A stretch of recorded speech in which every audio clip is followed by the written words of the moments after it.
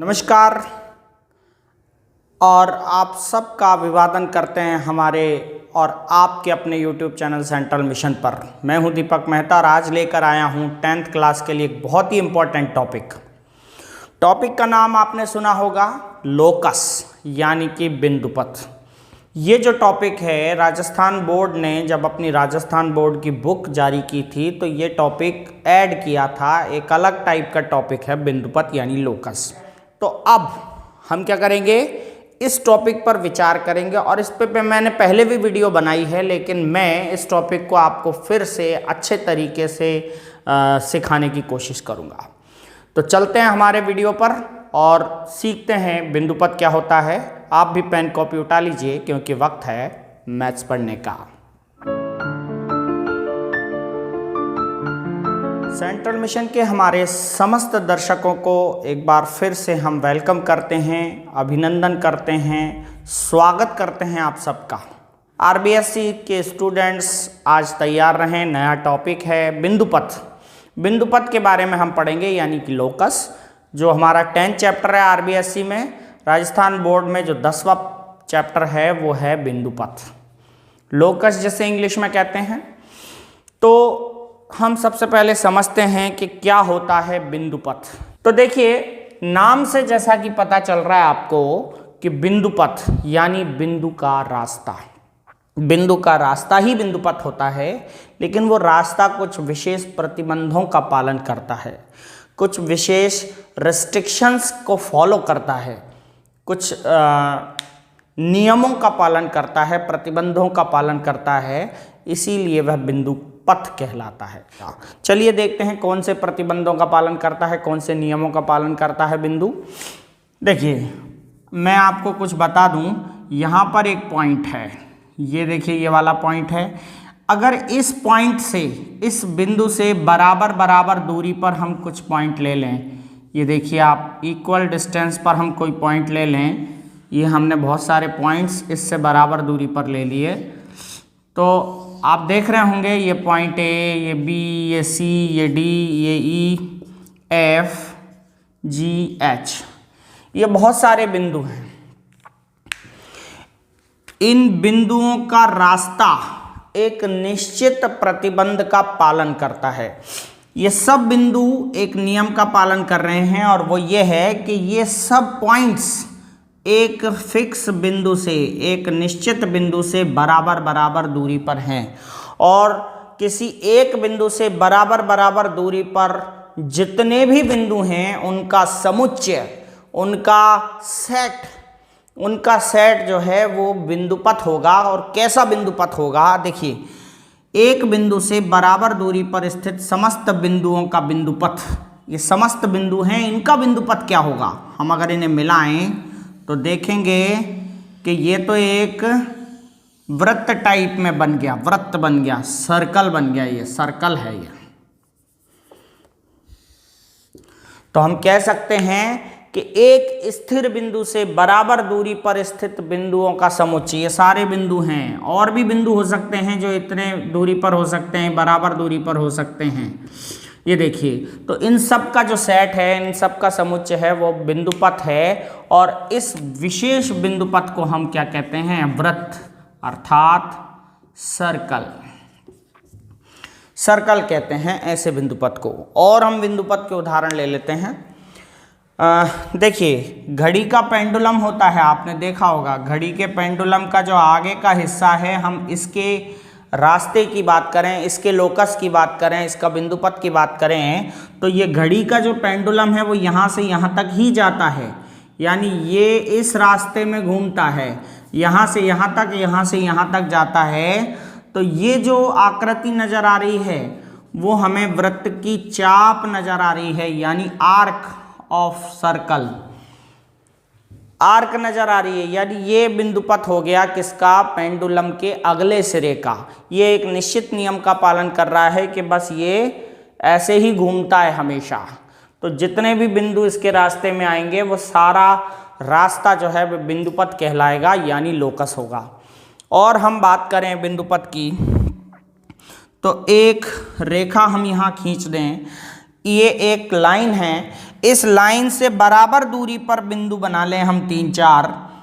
इससे जितनी दूरी पर ये बिंदु है उतनी ही दूरी पर ये बिंदु है, उतनी ही दूरी पर ये बिंदु है, उतनी ही दूरी पर ये बिंदु है। इन चारों बिंदुओं को ABCD हम नाम दे दें। तो यहाँ पर क्या नियम का फॉलो हो रहा है, किस नियम का पालन हो रहा है? देखिए आप, इस रेखा से बराबर बराबर दूरी पर बिंदु हैं, तो इन बिंदुओं का रास्ता कैसे जाएगा? इन बिंदुओं का रास्ता ये होगा, इन बिंदुओं का बिंदुपथ ये होगा। अब ये है क्या? ये खुद एक रेखा है, ये भी खुद एक लाइन है। और लाइन कैसी है? इस लाइन के बिल्कुल समांतर है, पैरेलल है। तो हम कह सकते हैं कि किसी रेखा से बराबर बराबर दूरी पर स्थित बिंदुओं का बिंदुपथ, किसी रेखा से बराबर दूरी पर स्थित बिंदुओं का बिंदुपथ उस रेखा के समांतर रेखा होता है। समझ में आ गया है आपको? मैं यहां से फिर वापस रिवीजन कराऊंगा, मैं पहले आपको समझा देता हूं, ठीक है? अब मान लीजिए कोई साइकिल का पहिया है, ये पहिया है और ये इसका केंद्र है, ये सड़क पर चले जा रही है। तो अगर आपसे कुछ पूछा जाए कि ये पहिए का केंद्र जो है, पहिए का केंद्र बिंदु है, इसका बिंदुपथ क्या होगा? या समतल में लुढ़कने वाले गेंद के केंद्र का बिंदुपथ क्या होगा? तो हम कह सकते हैं जब ये लुढ़केगा तो ये केंद्र तो बिल्कुल इसी तरह से चलेगा, ये तो इससे बराबर दूरी लेकर के चलेगा। तो इसका मतलब ये हुआ, ये साइकिल का पहिया जैसे जैसे लुढ़केगा इसका केंद्र बिल्कुल सड़क के पैरेलल होगा, बराबर होगा, समांतर होगा। तो हम कह सकते हैं कि किसी समतल में लुढ़कने वाले पहिए के केंद्र का बिंदुपथ समतल के समांतर रेखा होता है। और हम बात कर लें, दो समांतर रेखाएं हैं, इन दोनों समांतर रेखाओं से समान दूरी पर स्थित बिंदु का बिंदुपथ, दोनों समांतर रेखाओं से समान दूरी पर स्थित बिंदु का बिंदुपथ। तो देखिए, इस रेखा से जितनी दूरी ये बिंदु है उतनी ही दूरी ये बिंदु है। ये देखिए आप, ये बिंदु ABCDE इस रेखा से, तो और इस रेखा से जितनी दूर है इस रेखा से उतनी दूर है। दोनों समांतर रेखाओं से समान दूरी पर स्थित बिंदु का बिंदुपथ, अगर हम तीनों चारों बिंदुओं को मिलाएं तो बिल्कुल यहाँ भी एक सीधी रेखा आ रही है जो इन दोनों रेखाओं के समांतर है। तो हम कह सकते हैं कि दो समांतर रेखाओं से समान दूरी पर स्थित बिंदु का बिंदुपथ उन रेखाओं के समांतर रेखा होता है। इस तरह से हमने 4-5 ये उदाहरण देखे। तो इससे क्या स्पष्ट होता है? इससे स्पष्ट होता है बिंदुपथ कुछ निश्चित नियमों का, कुछ निश्चित प्रतिबंधों का, कुछ रिस्ट्रिक्शंस का पालन करता है। और बहुत सारे बिंदुओं का ऐसा सेट या समुच्चय जो कुछ नियमों का, दिए गए नियमों का पालन करता है, बिंदुपथ कहलाता है।